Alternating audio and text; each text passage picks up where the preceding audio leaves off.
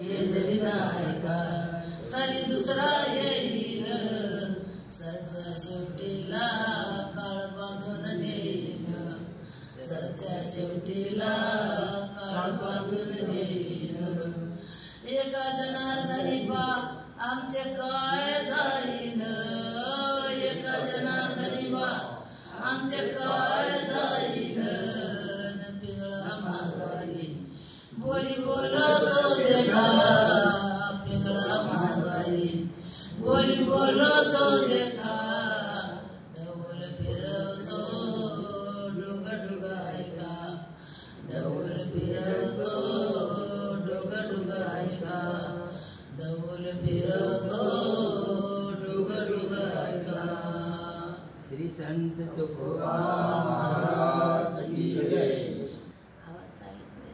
चालतं चालतं हां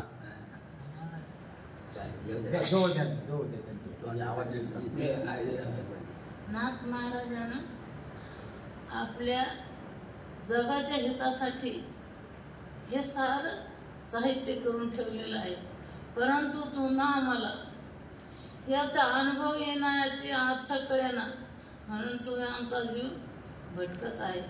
पण न देवाची उंचणी जर तरी आपण हे साध्य केलं, आज नाही उद्या आपण आपल्या मुक्कामाला जाऊ शकतो। पण जीवनात जीवाचा जीव त्याला अर्पण करावा लागतो। दादा मला बोलायचं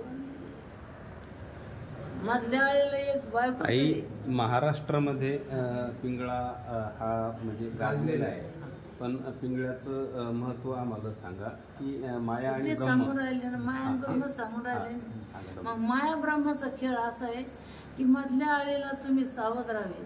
सावध राहा म्हणजे कुठं राहा, स्वरूपाच्या ठिकाणी सावध राहा।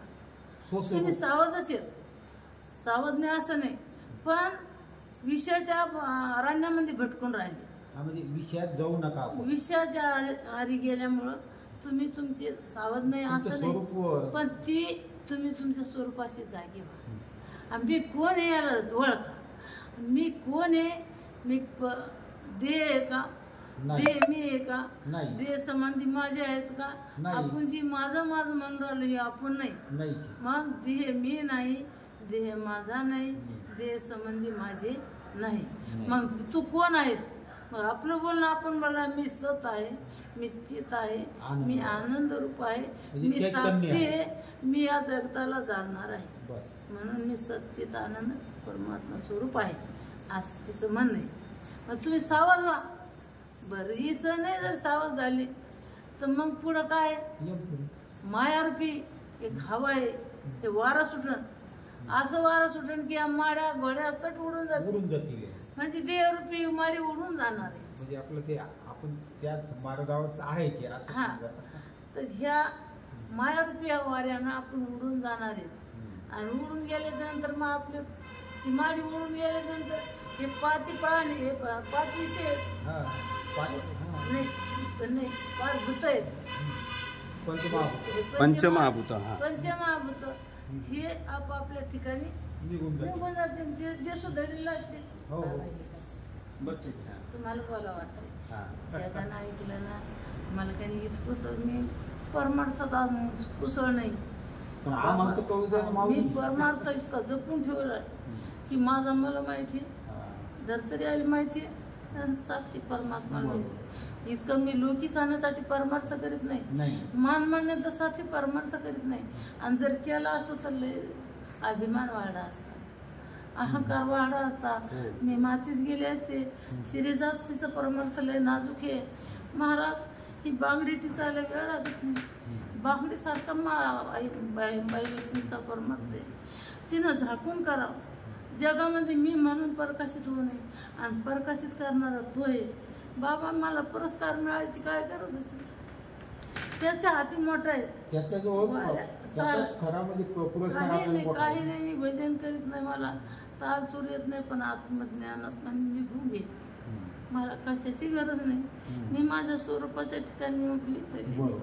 म्हणून मला रडू येतं, अरे जे काय भटकून राहिले, जे काय उड्या मारून राहिले, अरे तीन टिपणं पाहत नाही, पण काय नाचत आहे काय पूजेचा, याच्यात देव नाही दादा, देव भक्ती अनुभवात आहे आणि माझा परमार्थ अनुभवाचा आहे. अगदी खरं. दादा मला शिक्षण नाही, मला माऊलीनं आंधळ्या दृष्टी माऊली देतो, शिक्षण नाही तरी त्याचे नाम मी विचारे. मला 2 दिवस बसून करायला माझा साधी मालिका पाठवली. मला काही जेवण कमी केलं नाही. मला ज्ञानेश्वरी वाचायला लावली माऊली. ज्ञानेश्वर महाराज माझे गुरु आहेत, ज्ञानेश्वर माझी माय. मला मी अज्ञान ठेव, मी तुमच्या पायाची धुळे. पण सांगायचं जर झालं तर लक्ष्मणाच्या कल्याणाचं सांगेन, पिताचं सांगेन, गोष्टी सांगणारच नाही. मी ईश्वराच्या गोष्टी ऐकत जन्मी तेच करीत आली. आता ते करायचं ना. उत्तम नरदे दिलाय, दिले इंद्रिय हात पाय कान डोळे मुख बोलाय वचन, जेणे तू जोडीशी नारायण नाशे जीव पण बरोबर. दादा आपलं कोणीच नाही, एक परमात्मा. जाताना तू आलाय, तू आपल्या संग इतका सावध राहा.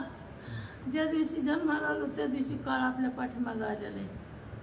क्षणाक्षणामध्ये तू आपलं काळ आयुष्य खाऊन राहिलं. आपल्याला कळालं मी कोण आहे म्हणून, ते आपलं आयुष्य खाऊन राहिलं. म्हणजे काळानं उष्ट केलंय आपल्याला. हा, आणि तो काळ काय करतोय, सावध करतोय. पहा तुम्ही, ज्या दिवशी जन्माला आलो त्या दिवशी जीव आपल्या संग आलाय. ज्या दिवशी जन्माला आलो त्या दिवशी काळ आपल्या संग आलाय. तर परमात्माचं असं म्हणणं आहे की अरे माझ्या भक्तावर जर तुम्ही संकट आणलं, तुमचं काही चालू देणार नाही. हाके सरशी उडी धावणे स्तंभ फोडी, अशी कृपावंत कोण माझ्या इठाई. देव आपल्या पाठीमागे उभा आहे, आपल्याला संकट तो सोडितोय आणि काळ आपलं आयुष्य खातोय. तो म्हणतोय केव्हा या क्षण संपतो आणि केव्हा मी याच्या गळ्याला फास टाकतो. अशी त्याची डोळ्याची चटपटी. पण त्या ह्या हृदयामध्ये ती बसली नाही. याला तुम्ही पाहिलं नाही, ह्या मड्याला पाहिलं. ह्या मड्याचे अंजन मंजन करतात.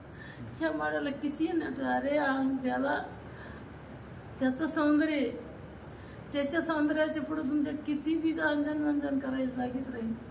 पण त्यानं स्वतः सौंदर्य दिलंय, हे सौंदर्य कधीच नष्ट होत नाही. म्हणून हे कोणामुळं सौंदर्य आहे, याच्यात तो आहे म्हणून. हे श्वास बंद झाला महाराज तर 5 मिनिटं आपल्याला कोणी इथं ठीक नाही. म्हणून या श्वासावर लक्ष ठेवा आणि मीची ओळख करून घ्या, मी कोण आहे म्हणून. याचे अनुभव घेतल्याशिवाय परमार्थ नाही महाराज. जगदंबर असा मोठा ज्ञान आहे, हे किती जरी प्राप्त करून घेतलं बरं का तर हे कमीच आहे. पण सुस्वरूपाची ओळख केली ना, अनुभवाचा परमार्थ करीत जा. लोकांचा प्राण घ्यायचा तर शास्त्र आसराची गरज आहे, त्याला शस्त्र मारायला लागतं. स्वतःचा प्राण घेतला ना, नडील नक दिलं तर निघून जातो तो. म्हणून जगासाठी परमार्थ करायचं नाही, जगात सांगू नका असं नाही, पण स्वतःचा उद्धार करून घ्या. पुन्हा नरशरण मिळाल म्हणून सांगता येत नाही. क्षणभंगुर जाय ना करता ग्रास घ्यायचा हाती सत्ता नाही, कधी जाईन सांगता येत नाही. म्हणून क्षणभंगुर नाही भरवासा, फारे सावध थोडा माया आशा, काही ना चली मग गळा पडेल फासा, पुढे थोर हुशार आहे वळसा का, लय कठीण आहे पुढचं. म्हणून अशी त्या पिढीचं म्हणणं आहे. मग अनेक एक आहे का कैसे नवल झाली, आहे नवली नर द्यायला आलो आपण, पण आपल्याला आपलं कळानं म्हणून नवली काही कळाना ना. अनेक एक काय का कैसे नवल झाले आणि गावच्या पांड्याने पाटला असं नागवले. साऱ्या कागदाचे तुने एकच केले काय पाटील आणि पांडित ते समजून घ्या. फक्त पाटील पांडे जीव आणि शिव आहे ना, याच्यातले पाटील पांडे. पण हे अहंकार रूपी पाटील आपल्याला काहीच करत नाही ना. म्हणून महाराज म्हणतात हे मायारूपी हे अहंकार रूपी पाटील आहे ना. म्हणून महाराज म्हणतात मला सांगतात आम्हाला ऐकू दे. कारण माया आणि ब्रह्माचं तुम्ही हे दाखवलं की माया दुईचाच खेळ आहे दादा आणि ब्रह्म ह्या दोघांचाच एवढा मोठा म्हणजे अवडंबर आहे विश्व की ब्रह्मावर माया झाकण टाकते. म्हणजे ब्रह्माचं एक संरक्षण करून राहिली माया. तशी माया ब्रह्माच्या आधीने हा तुम्ही वृक्ष लावलाच नाही, त्याला पाणी घातलं, जोपासना केली आणि त्याच्यावर मग त्या जोपासनेचं तुम्ही काट्या लावल्या, सर्व काही केलं, त्याचं लहानचं मोठं केलं, त्याचं प्रयोजन काय मिळालं त्या वृक्षाचं? काड्या पुड्या पडल्या, ते इचून आणले, चहा केला, प्रयोजन ते झालं. मग त्याला बहार आला. बहार आल्याच्या नंतर त्याच्या फांद्या पांगल्या ना, किती विस्तार झाला, त्या विस्ताराचं मोजमाप तसे अधिष्ठान ब्रह्म त्या मायाच्या फांद्या पहा. जगदंबर म्हणजे विश्वमय जगदंबर तिनं निर्माण केलं, पण त्याचा आधार घेतला, त्याच्या ब्रह्मचर्यवंताला धक्का लागू द्याला नाही. म्हणून पहिली कोठेच नव्हते काही, चंद्र सूर्य तारा नाही, अवघे ब्रह्म शून्यच होते पायी, कानुबा तेरे तेरे ते. तेथे एक ढालगज निर्माण झाली, तिने पायवडी ख्याती केली, इंद्रधिकास मनी बाहुली, अमरपुरी तिची घरकुली, कानुबा तेरे तेरे ते. ते म्हणजे ते तत्व, म्हणजे ब्रह्म असं सांगते तुम्हाला, माया सांगते. मग तिने तिचे ढालगज निर्माण झाली, तिने पायवडी ख्याती केली, इंद्राधिकास मनी बाहुली, अमरपुरी तिची घरकुली, कानुबा तेरे तेरे ते. तिने बापाचा दादूला केला, कोण वाईट म्हणे या बोला, अवघे तिच्या बोलानं चला, तरी कैवल्य सुख तुम्हाला, कानुबा तेरे तेरे ते. ती मूळचीच कर्ण कुमारी, तिचा बाप ब्रह्मचारी, तो या जन्माला तिची अवधरी, ऐशी पहा नवलपरी, कानुबा तेरे तेरे ते. पहा तुम्ही आकाशाचं जीवन दिली. उदाहरण सांगते हा. गावरात तुपण पुरणपोळ्या खाल्ल्या, भरपूर पाणी पिले आणि झोप आली म्हणून एका सावलीला जाऊन झोपली. तिथं पाण्याची थंडी केळी भरेल होती. अशी झोप आली आणि झोप लागता लागताच तहान लागली, जेव आला, पाणी प्यावं म्हणून तिथं भरेल या थंडगार पाण्याची. पण तुम्हाला आळस आला, उठू वाटाना. आळस आल्यामुळं तुम्हाला त्या केळीलोक जावा ना, पाणी प्या. कारण त्या आळसानं असं केलं. मग ती तृष्या लहान होती, लहान, ती जन्माला तिच्या उदरी म्हणून सांगून राहिली. हा, ती तृष्या लहान होती, पण लहान होता तुमच्या आळसानं गांजलं, ती होता वहाडी पा, अशी वहाडी की तुमचं तोंड कोरडं पडलं, लाकूड झालं. मग ती तरी पण तुम्ही उठे ना. मग काय झालं बा, ते अशी वाढता तिच्यात अहंकार निर्माण झाला, राग आला, अहंकार निर्माण झाला, राग उठले आणि गेले त्या केळी जाऊन पाणी घेतलं, पेले गडगड. पुरुषा शांत झाली, ती अहंकार उठला, तिथं गेला, पाणी प्याला आणि तिला भोग द्याला आणि ती शांत झाली. मग गरोदर राहिली ना, तिला इच्छा निर्माण झाली ना, काहीतरी करावं म्हणून. ती आपल्या जवळ इथे सारी इकारी लोक, एका इकाराला काढावं लागत आहे बाई. तर मी आता मला माझ्याजवळ घेऊन जेवसाल आणि तुमच्या पुढून निघून गेल्या मोकारी न नवरीच्या घरी जायचं कटाळलं, पांढरं नेसलं लागलं. तो आपल्याला परमार्थ करू देत नाही. तुम्ही म्हणाल आपल्याच तिला काय काम आहे, तिनं जे सांगलं ते घ्यायचं आहे, हे नाही करायचं दुसरी वाट काढसा. म्हणून अंतःकरणात स्थिरता नाही. ज्याचं अंतःकरण स्थिर झालं, शुद्ध झालंय, पवित्र झालंय आणि त्या आता माने भजन गायलं की येऊन गुरुनाथे माझं निर्मळ घर पाहतील ना, देवाला निर्मळ घर पाहिजे ना राहायला. जशी आपल्याला कुटुंब असायचं म्हटलं आपल्याला तर स्वच्छता पाहिजे ना, स्वच्छता लागेल ना. याच्यात मध्ये काम करतो अहंकार. 6 जण मंदिर येते आपल्या घराची पोखरून राहिलेत घराला. म्हणून तुकोबाराय म्हणतात ना, आता 6 जणी मंदिर गुंफा करता ती पोखर, याचा नका करू अंगीकार गा, वासुदेव करतो फेरा. अरे याचा अंगीकार करू नका, याला दूर लोटा आणि नामचिंतनावर भर ठेवा. आणि नामचिंतन करता करता करता करता त्याला ते ताकद नाही आणि मग आपलं हृदय कसं पवित्र निर्मळ होतं. दुश्मन जगात दिसत नाही, दुश्मन आपल्याला जन्माला आला नाही, आपला दुश्मन जन्माला आला नाही, आपला शत्रू जन्माला आला नाही.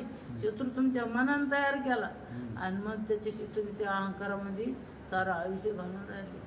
आपल्या तुम्हाला शेजाऱ्याचं काऊन बरं नाही दिसू?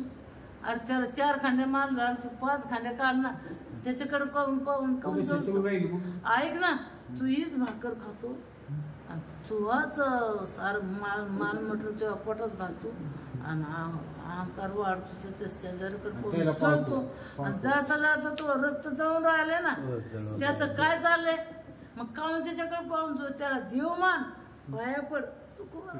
काट्यानं मारलं काटे खुंडे तुकोराच्या अंगामध्ये, म्हशी गेली वावरामध्ये म्हैस, तुकोरा वजनात घेऊन म्हशीनं खाल्ला नंबाची बाजू आणि तुकोरा आला, काट्यानं मारलं ना, बरं काट्यानं मारलं, सारा अंकान हरलं, रक्त निघली. जिजाबाई त्याला तेल लावू लागली. उद्या एकाच झाली भजनाला जाणं, कीर्तनाला जाणं बाई गेले कीर्तनाला, पण कीर्तनामध्ये सारा समाज आलाय पण अंबाजी बा आला नाही. आला नाही. तुकोबारानं साऱ्याकडे पाहिलं, कीर्तन संपलं. तुकोबारानं इनात ठेवलं, दर्शन घेतलं आणि अंबाजी बाच्या घरी गेले आणि हातपाय दाबू लागले. बाबा तुमचे हात तुटले का? मला मारलं. बाबा आपण देवच आहे बरं का, तुम्ही देवच आहे, पण ह्या इकारानं तुम्ही देवापासून दूर चालले. फक्त आपल्या इकाराची जाणणी करा. आपण आपला आतला देव पहा, याला शोधा. ज्या दिवशी ज्ञानोबाराचे वडील बाहेर पडले, विठ्ठलपंथ बाहेर पाडल्याच्या नंतर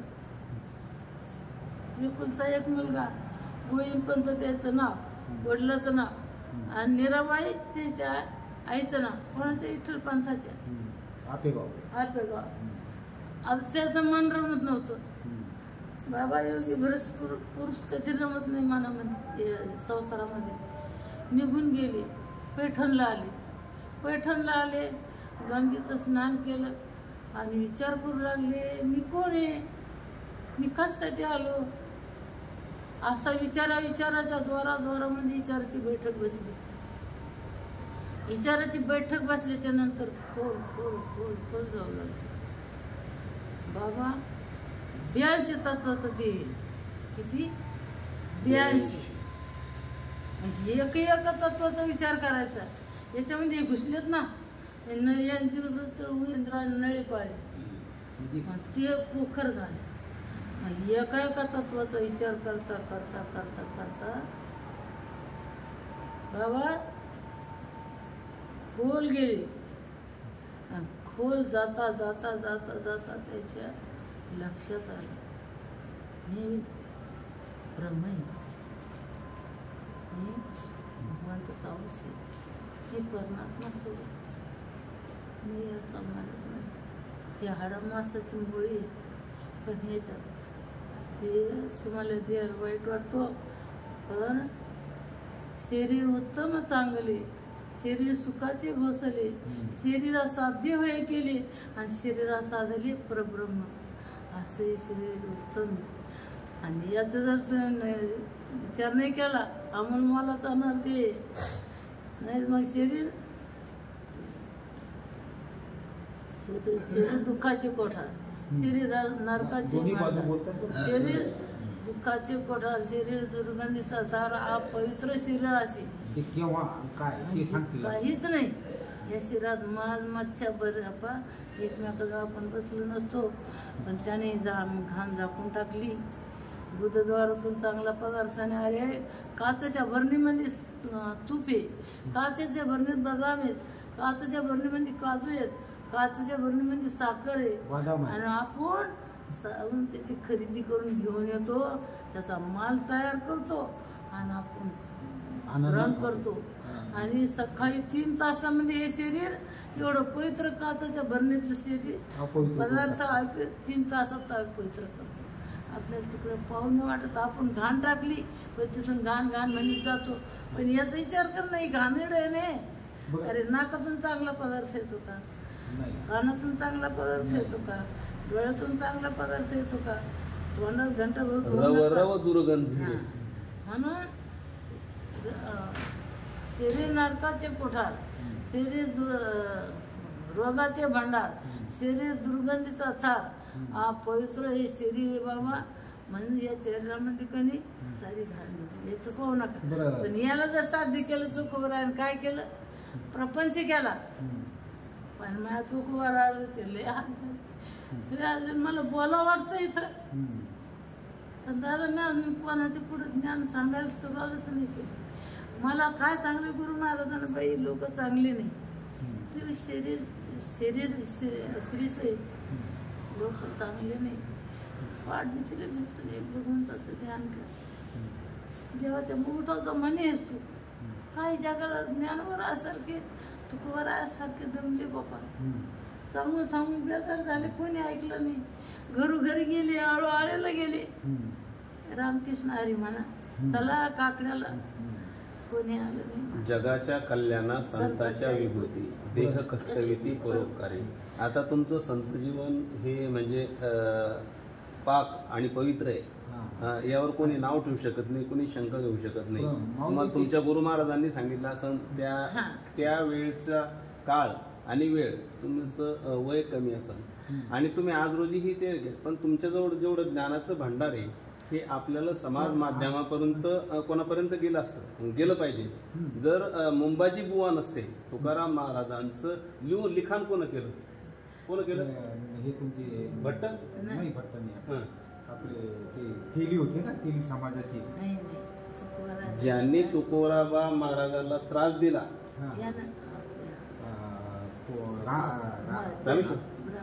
रामेश्वर भट्ट. रामेश्वर भट्ट आहे ना, रामेश्वर भट्ट. म्हणजे ज्या लोकांनी त्यांना त्रास दिला त्यांनी त्यांचं लिखाण कायम ठेवलं, तेच त्यांचे म्हणजे हे झाले, शिष्य झाले. पण मग आज तुमच्याजवळ जे ब्रह्मज्ञान आहे त्यांनी जगनाडी बाबांनी केलं. हे नंतर नंतर सुधारित मला हरिपाठ येत नव्हता. तुम्ही पुढे म्हणा, मी माग म्हणा. दादा एक दिवस 2-2 पोळी आली, एकाच आली. मी दादा चला ना आपण हरिपाठ घेऊ. ते मला दुष्काळीचा पावडा ऐकायचा, मी नाही. मी जाऊन झोपडीत रडत बसले. 3 दिवस उठले नाही, 3 दिवस. मला तिसऱ्या दिवशी मला वाचन अक्षर करून आणले. तिसऱ्या दिवशी आणि बरायला हट्ट घातला देवा. म्हणजे तुम्ही शाळेत गेल्या नाही, मला सही येत नाही. बरं वाचन तर केलं ना? आता वाचन, आता मला वाचत आहे. नाही, वाचन तर तुम्ही केलेलं आहे ना. मग ती किती क्रमाची होई ती समजत नाही. हा नाही, ते जाऊ दे आता. आपण मग नंतर जसं हे झालं. आता काल एक बाबा आले होते इथं की ते पुस्तकं छापले त्यांच्या नावाचे, म्हणजे विचारायचे, पण त्यांना अभ्यास नाही, लिहिणं नाही. म्हणजे साक्षर नाही. म्हणजे आत्मपरीक्षणातून त्यांच्या स्वतःतून जसं जसं हे गेले, मग तसं तसं लिखाणातून पुस्तकं तयार झाली. दुसऱ्या म्हणजे आपल्यासाठी आपला तोच उद्देश आहे की जसं तुम्हाला आता हे सर्व व्यासपीठावर बसवलेले तुम्ही गुणीजन वर्ग आहे. चोकोबांचे किती सुंदर अभंग म्हणले, म्हणजे मी पण ऐकला नाही. आणि आता तुम्ही समजा तिथून आबाड धोबाड असं वाटतं की चला हे आचे कोचे खसत आपण पुण्यापर्यंत जातोय, मुंबईपर्यंत जातोय, पैठणपर्यंत जातोय, व्यासपीठापर्यंत. तर तुम्हाला इथं काही द्यायचं नाही तर पुन्हा अजून काहीतरी घ्यायचंय. म्हणजे आयुष्याच्या शेवटच्या टप्प्यापर्यंत तरी आपल्याला काहीतरी घ्यायचंय. म्हणजे मला त्या गुरुचरणावर अर्पण करायचंय, माझा देह ज्यावेळेस अर्पण करायचं तर त्यावेळेस माझं काहीतरी असलं पाहिजे. म्हणजे एक भगतसिंगांना फाशी घ्यायचं त्यांना फरमान आलं होतं, तर मग भगतसिंगांना फाशी देण्याच्या अगोदर त्यांना विचारलं की तुम्ही आज तुम्हाला फाशी होणार आहे की मग तरी तुम्ही व्यायाम का करून राहिले. तर त्याचं मोठं एक गांभीरपणे त्यांनी उत्तर दिलं की म्हणे मी भारत मातेच्या चरणावर जर अर्पण होऊन राहिलो, तुम्ही देवाला सुकलेलं फुलवाता का ताजं फुलवाता? म्हणे आम्ही ताजं फुलवातो. मग मी माझं मेलेलं शरीर का भारत मातेवर अर्पण करू? म्हणून ते म्हणजे तेवढं ताजेतवाने राहत होते. तुम्ही सुद्धा एवढ्या उतार वयामध्ये सुद्धा म्हणजे तुम्हाला चालता येत नाही, फिरता येत नाही, तरी सुद्धा म्हणजे जिथं काही चांगलं आहे तिथं जाण्याचा प्रयत्न करताय. दादा गाडी सांगता येत नाही, थैली घेऊन चालता येत नाही मला. आता मला 83 वय आहे. साधन काम आहे. बरं ऐका तुम्ही, मी आता किती दिवसापून मी नाराजली ते आरंभ केला. तसं किती साहेब लोक आले, किती मोठमोठे खासदार आमदार मोठमोठे आले. मग मला हे बोलायचं इथं एकच शब्द, मला काही लय मोठं बोलायचं इतकंच बोलायचं. ह्या ज्या गोष्टी चालल्यात, आता माझं 40 वर्षाचं वय संपत आले, इतक्यापर्यंत मी गोष्टी ऐकत आले. साऱ्या समाजाच्या, साऱ्या साहेबाच्या, खासदाराच्या, आमदाराच्या, साऱ्याच्या गोष्टी ऐकल्या. कवर गोष्टी ऐकू, तिथं जर दगड लागा ना तुमच्याच्यानं, कशासाठी सांगता गोष्टी, काय गरज याची? तुमचा मोठेपणाच मिरवायचा का? अरे माझ्या चोखोबा कोण्या मंदिराजवळ जाऊ द्या मला, माझ्या चोखोबाकडे पाहून मी डसरत नाही.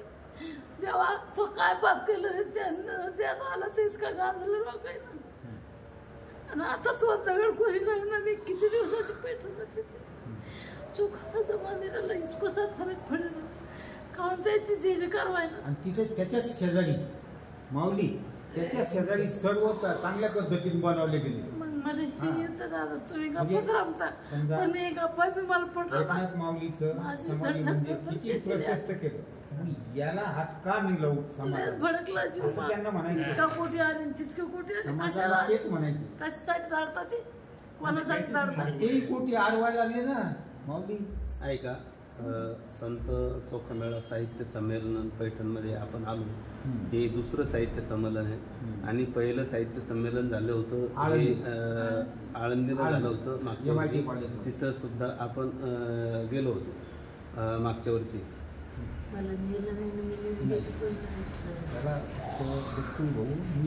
हा ठीक आहे ना. आम्ही आपले घरपोच ह्या साहित्य संमेलनातून संत चोखोबांच्या बाबतीतली जी तळमळ आहे तुमची, ती तळमळ अगदी लवकरात लवकर याच वर्षात पूर्णत्वात जाणार आहे. तुम्ही आम्हाला माऊली तुम्ही आता ऐका ना, आम्ही हे घ्यायलाच बसतो. आम्हाला सुभद्रा माय खरात म्हणजे यांनी संत चोखोबांचं जे बंद पडलेल्या सप्ताहाला सुरुवात करण्याची प्रेरणा दिली. हो, आणि तेव्हापासून मोठमोठाले सप्ते होण्यास सुरुवात झाली. पण विटंबना अशी झाली, एकीकडे सत्य चालू होतं, एकीकडे रोपटं वाढत होतं आणि दुसरीकडे कागदोपत्री लोक त्याचा लेखाजोखा म्हणजे करणारे एक होते आणि शासनाकडे दाखवणारे दुसरे होते. आता त्या चोखोबांची लीला अशी आहे की त्या चोखोबाला 12-13 एकर जमीन होती. त्या 12-13 एकर जमिनीमधून ती आनंदबाई यांनी ती जमीन सांभाळली. पण पुढं जसे जसे वारस वाढत गेलं तर ते वारसामध्ये वाटणी करण्यात आली. मग तरी ती अर्धी जमीन तशी ठेवता 5 एकर 2 गुंठे जमीन जी आहे संत चोखोबांच्या संस्थांसाठी ठेवण्यात आली. म्हणजे तुमचे जेव्हापासून सप्ते सुरुवात झाली, सप्ते सुरुवात झाल्यानंतर लोक एकत्र येऊ लागले आणि आता काहीतरी करायचंय. मग तिथं एक सभामंडप झाला आणि 5 कोटी मंजूर झाले. त्याच्यानंतर 50 लाखाच्या घाटपायऱ्यामध्ये काम झालं. परंतु 4,62,00,000 आपल्या देळगाव राज्यामध्ये वर्ग झालेले. मी त्याचा साक्षीदार आहे. मी 1 वर्षापासून त्या गोष्टीचा पाठपुरावा करतोय. दररोज त्या साहेबांना फोन लावतोय. साहेब म्हणजे ते नारळ कधीही पुढू शकतं. आचारसंहितेच्या अगोदरही नंतरही थोडीशी अडचण अशी आली की तिथे जे राहणारे स्थायिक आहेत त्या स्थायिक लोकांनी तिथे एक निळा झेंडा लावला आणि भगवा झेंड्याचं मंदिराचं जेवढं वाढवायचं आहे तर मग ज्यांना घरकुल मंजूर झालं असताना सुद्धा त्यांनी घरकुल घेतलं नाही आणि ती जागेवर थोडंसं अतिक्रमण आहे. म्हणजे कसं, मग ही जी अतिक्रमण जागा आहे तर ही अतिक्रमण जागा समाज कल्याणानं मोकळी करून द्यायची आहे. कोणत्या? देळगाव राज्याच्या अभियंत्याला. आता टेंडर निघण्यामध्ये हरिभक्त परायण संजय महाराज पाचपूर बाबा यांनी सुद्धा सांगितलं की आपण मंदिर उभारण्यासाठी गावगाव जाऊन म्हणजे पदर पसरू, ज्याला 1 रुपया द्यायचा असेल ते 1 रुपया देऊ, प्रत्येकाचा सहभाग घेऊ आणि मंदिर माझे असं प्रत्येकाला वाटलं पाहिजे. 4 कोटी 62 लाख रुपये आलेले ते वापस जाणार नाही, त्याचं काम होणार आहे, त्याचं ह्या 1-2 महिन्यामध्ये त्याचं पूर्ण मार्गी लागणार आहे. मी ते काम याच्यासाठी अडवून धरलंय की आपलं हे संपूर्ण 5 एकर जमीन अगोदर साहेब ताब्यात घ्या आणि नंतर कामाला सुरुवात करा. कधीही त्या कामाला सुरुवात होऊ शकते, ते काम करण्यास सुरुवात तयार करणार आहेत. फक्त मी त्यांना सांगितलं अगोदर, कारण आज रोजी जर तुम्ही अर्ध्या जमिनीमध्ये मंदिर सुरू करसाल तर हे पुढं रोडवर येणार नाही मंदिर आणि त्याचं विकास काम रखडलं जाईल. म्हणजे आपल्याला एका बोळीतून मंदिरात गेलं म्हणजे तो जसा पलीकडची वाट आहे त्यानं आणि आतल्या गेलं वापस आलं म्हणजे त्याचं महत्व राहणार नाही, रोडवर येणार नाही. जर तुम्हाला जमीन कमी पडत असेल तर जमीन मी देतो, कारण जर यांना जमीन सोडायची नाही, चोखोबाच्या नावाची 12 एकर जमीन होती तरी सुद्धा जर सोडायची नसेल तर आपल्याला पर्याय काढावा लागेल. कारण सरकार जे पैसे देतं माय ते पैसे मंदिरासाठी कधीही देत नसतं. मंदिराच्या आजूबाजूचं जेवढा असा आपण सभामंडप केलेला आहे, सभामंडपला संडास, बाथरूम, पार्किंग, गाडी, लग्न कार्य, म्हणजे हा जो येणारा वर्ग आहे भक्त वर्ग यांच्या सेवेसाठी. कधी कधी असं होतं की विठ्ठलाचं मंदिर आता बऱ्याच ठिकाणी आहे, मंदिर एका ठिकाणी पण त्याच्या धर्मशाळा दुसऱ्या ठिकाणी. तर म्हणून इथं एक समिती जी स्थापन झाली त्या समितीनं एक अलग वळण केलं म्हणून, आणि तिथं बोर्ड लावल्यामुळे जे खरे कार्यकर्ते होते तुम्ही पाहिलं असेल ते हिरमुसले काय काय कसं सांगू का. आता मला मला स्वप्नाचं सांगलं काही कर काही कर, मग मी काय करू ते जाऊन बायलक्ष्मीचं काय काय करायचं जाऊन तुमचं पाठबळ पाहिजे ना आपलं. एकच विचार केला, हो तुम्ही 100 रुपये देता का मला. काय चाल बाई मला चोख भरायचं सप्ताह करायचं. काय कर सप्ताह करता तुम्ही द्याचाल मुकट, पण दुसरा काय सप्ताह अनेक प्रकारचे तुम्हाला द्यायचे द्या 100 रुपये, नाही देऊ नका. पण चूक वर सप्ताह नाही झालं तुमचे 100 रुपये वापिस येते. असं विश्वास असं नाही तर द्या, नाही देऊ नका. बरोबर लोकांनी दिले झालं 50,000 रुपये कशाला म्हणते. आणि चिकवाला जो सासविले सोन्या गुरुजी आहेत का कोणते कुमारझरीचे आहे का नाही. तुम्ही बाई माझं नका सासू म्हणलं, मग मी कसं करू, मला काय सांभाळलं जात नाही, तुम्हाला करायचं आहे का सत्ता. आणि रुद्र महाराजाला बोलले, म्हणलं जीर्णाचा उद्धार करणे संतांचं काम. तुम्हाला सारे संत दिसते, चोखवारा दिसत नाही का. तसंच झालं. भगीरथ महाराजाला जाऊन मानले, म्हणलं तुम्हाला हे सारे पुन्हा भगवान बाबाला जाऊन म्हणलं तुम्हाला तिथं मला सत्ता करायचा, तुम्हाला यायचं असेल तर बिगर पैशाची या, तुम्हाला पैसा मिळणार नाही पण कीर्तन